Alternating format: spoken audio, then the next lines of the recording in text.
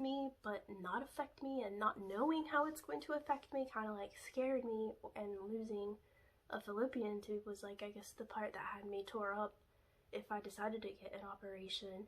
And not only that, but like just how much I'm gonna be emotionally torn. And I mean, I don't know, some people would say that, you know, their feelings, but I feel like this has been traumatic for me. I've never experienced anything like this in my life, so for me this has been traumatic. And so I feel like talking about it makes me feel a little bit better about what's happening to me. And I went home yesterday and I literally cried all the way home. And I got to the house and I was just like, I just need to focus on being there for Sebastian and being happy with him, and I just want this to like, yesterday was my acceptance day, where I was like, I'm gonna take today to cry everything out and accept what's happening to me and know. And I kept telling myself, and when I talked to the doctor, I was like, so is this like terminating a pregnancy? And she made it clear that it's not like terminating a pregnancy, because it is not a viable pregnancy. It is not a pregnancy that my body can carry in a healthy way. Like, it's something that would be harmful to me. It's not like a viable pregnancy. It's not something that my body can excuse me, it's not something that my body can carry. And so I was like, okay. So I came home, I cried about it. I literally cried myself to sleep last night while Jeffrey held me, telling me how sorry he felt for me and how sorry he was that he couldn't like help out more. And you know, he did so much by being there emotionally. My mom came to see me. Like, I talked to my brothers because I don't have sisters, so I talked to like my sister-in-laws, but like vaguely, you know. So I like talked to my family, and I was just like trying to tell them, you know, what's going on and like I guess how I'm feeling emotionally. And I'm like, okay. So I did that, and then I checked the charts last night because I wanted to see if the HCG levels had decreased, and I was hoping that they would have been. But then when I checked them last night, they were at 4,000. So I already knew that that was a bad sign because they weren't decreasing. So it meant that my body wasn't trying to miscarry. My body was just trying to keep it going. So I've asked for the entire rest of the month off of work so that I can stay home and cope with what's happening to me, and to see like how I emotionally react to everything, to make sure that I'm like fine and make sure that I'm not like torn to pieces about what's happening. And I might seem calm and collected, but I'm like hurting emotionally, and just emotionally torn. And this morning, and I didn't understand the severity of it. Like, I guess when the doctor was trying to tell me specifically, like, you need to, you know, make a decision. Like, this is something that we want to take care of, and we don't want it to, you know, progress. And this morning when she called me, she said, we checked your HCG levels, and, you know, they have increased. So, you know, we would have to, you know, have a decision on what you want to do. And so at that point, I'd already decided that I was okay with taking the shot, because the medotracheate shot, because I want to keep my fallopian tube. Like, that's not something that I want to lose, seeing as I only have one child and I want him to have siblings. And even if I don't, like, if I'm not able to provide him siblings, I don't want to lose the chance of trying. Which is the part that hurts me the most, because I feel like Sebastian's always like, Mommy, me want baby brother, me want baby brother. So it hurts me even more. And I'm sitting here thinking to myself, yeah, like, that's what I'm gonna do. I'm going to do the medotracheate shot. And so the doctor's like, okay, let me go on ahead and get everything scheduled so that you can come into the hospital, and we can get this scheduled and get it done. And she was like, you know, ready to get me scheduled and get me in. So I had to go today to the hospital, and I literally got admitted, had a band and everything, like a patient.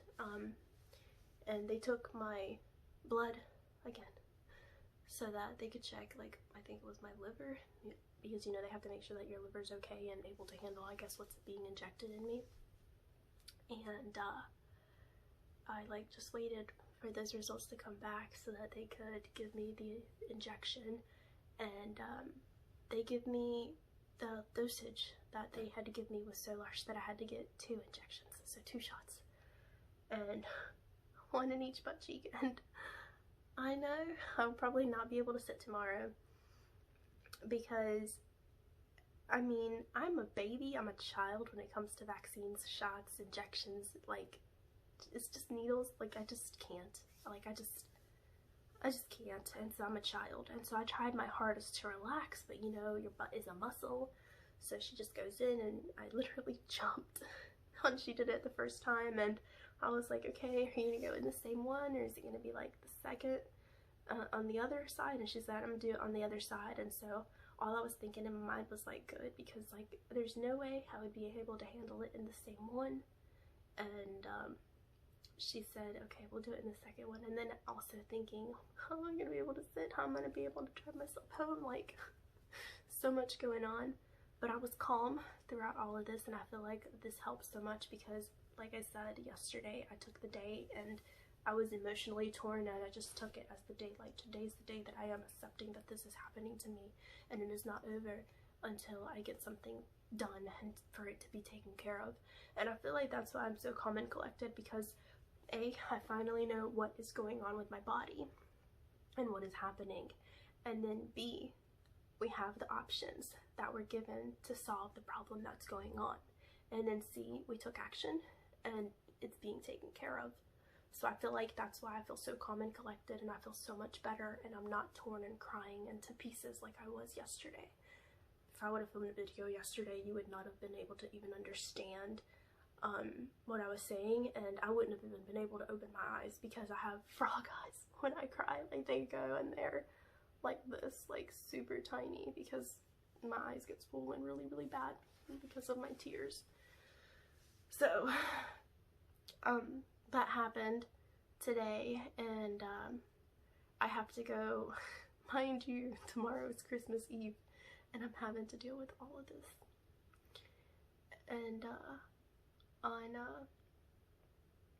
on Saturday I have to go back because they have to do blood tests again to see if the HCG levels have dropped. They should have dropped. If they have not dropped, then you know, we're on watch. And then I have more blood work that needs to be drawn Tuesday of next week. And then fun fact, with that vaccine, or with that metatracheate injection, vaccine shot, whatnot, it's a shot, it's not a vaccine, because vaccines are like to treat, you know, other things.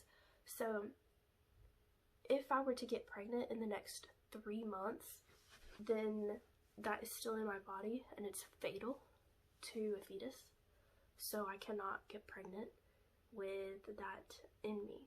So she gave me the options of getting an IUD, getting on the pill, or getting a depot shot so that I could not have, you know, that concern for 3 months.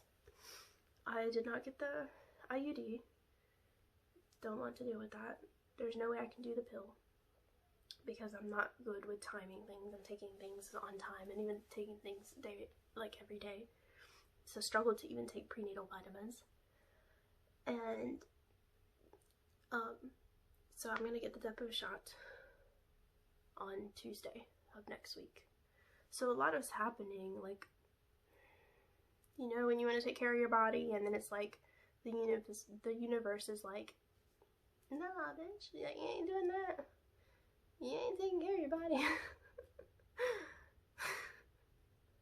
I'm trying so hard to be alive right now, but I can't.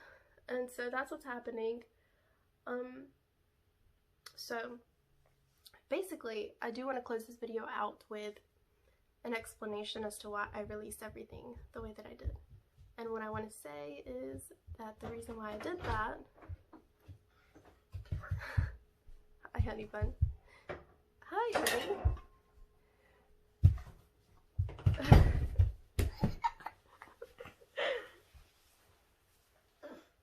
is because I wanted you guys to go through all of the emotions. I mean, all of the emotions that I felt.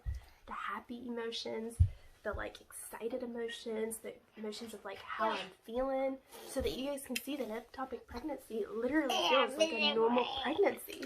And it's not until you feel the spotting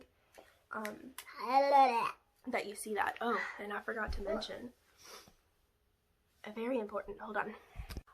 Quickly before I forget, so the spotting situation.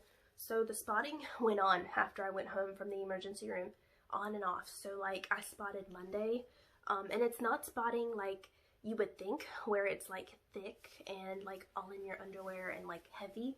It's like brown, dark red, like rust red colored spotting, and you only notice it whenever you wipe after you go to the restroom, or if like you wipe, that's when you notice it. And it wasn't even to where I had to change a pad. Like I didn't even have to wear a pad. I could go wearing the same panties the whole day and not even worry about it.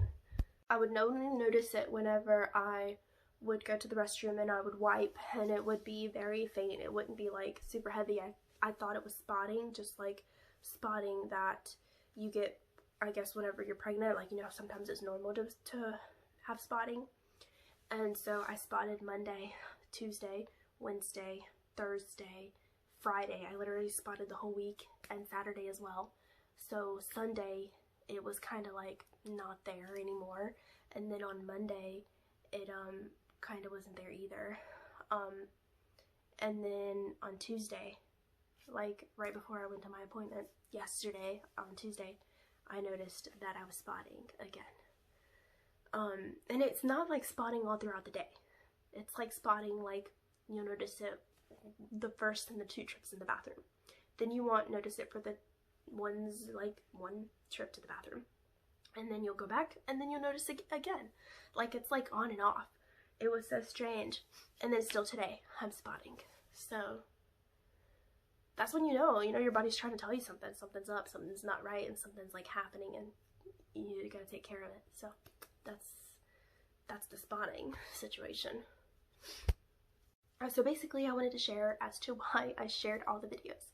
And the reason why I shared all the videos like that is because I want you guys to go through all of the emotions. I want you guys to go through the emotions of me feeling happy because I'm pregnant. Me going through the week of like, oh, this is happening this week, so that you guys can see that the symptoms are identical to like a pregnancy symptom. And they're like, you feel like you totally feel normal until you start noticing like the little bits of things of like, oh my god, something's wrong. And just to like explain how lucky and grateful I am that we found it early, because I could not imagine if this would have like ruptured inside me or like burst my fallopian tube, and then I would have to go to the emergency room and have an emergency operation because like I'm in a very distressed state, and it's like now it's medically, a medical emergency. So luckily I'm still feeling fine. I'm still feeling okay, and I'm not feeling awful. I feel like the injection, the metotrachea injection isn't affecting me yet. Of course it is too early. It happened like earlier today, so I do have like the rest of the week to feel, I guess, the effects of it and to see how I'm feeling. And I'll update you guys then also on that to see how you're doing, to see how I'm doing. But I basically wanted to just share all of the feelings so that you guys can go through all the feelings with me, because it's a whole story. It's like a whole scenario. And then another thing that I want to share is that when this happens, like, I want to talk about it. Like, we don't share pregnancies because we want to make sure that they go full term and that they carry full term, and when they're full term until they're safe to announce, right? Like for at least the first trimester. And then you're like, okay, now that I've gone through the first trimester, now I'm ready to go on ahead and announce that, like, this is happening to me. And so I'm thinking to myself, no one was there for, like, I guess understanding. I had to literally, like, imagine, like, the people, imagine if I wouldn't have told my family, like, my immediate family, like, was, that I was so early along. Then after this would have happened to me, how would I have even explained what's happening to them when they would have not even been able to understand that I was like already pregnant, you know? And that's just what I'm thinking. Like, in situations like this, we don't talk about it. I don't want you to feel like it's not something that happened. Like, I can't go through life making it seem like this never happened to me. Like, what kind of person would I be if I go through life pretending like this didn't happen? Like, it happened, and I want to talk about it, and like, let's get a discussion started on women that this happens to, because man, this is hard emotionally and physically. But emotionally, I know this is like not as big as it happens to some people, but I feel traumatized, and I feel like I'm scared now of like, what if this happens to me again? What if I try to have another baby and this happens to me a second time, and I have to go through all of this a second time?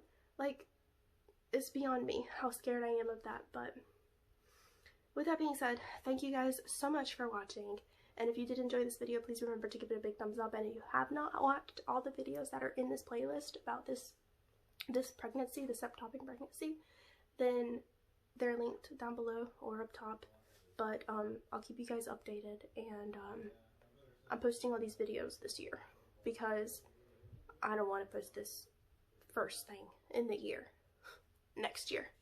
Like, can you imagine? Like, I don't want to start the year like that. I want to just to get this done and over with this year. So, Mommy? Yeah. Okay, I'll be right there. I'll be right there. Daddy's home. I just heard him.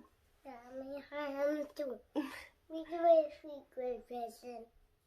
You what? We do a secret present. That one not working. Oh, okay.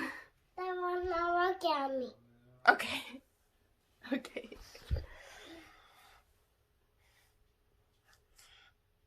I love you. Mwah, you're so cute.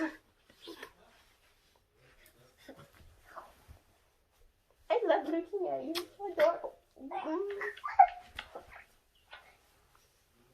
Say bye-bye. Bye-bye.